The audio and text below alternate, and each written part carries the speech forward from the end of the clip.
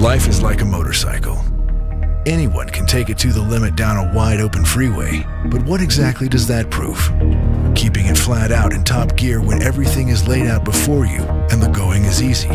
This takes no real skill or courage. But how you handle the unexpected twists and turns on your journey, this shows what you're really made of.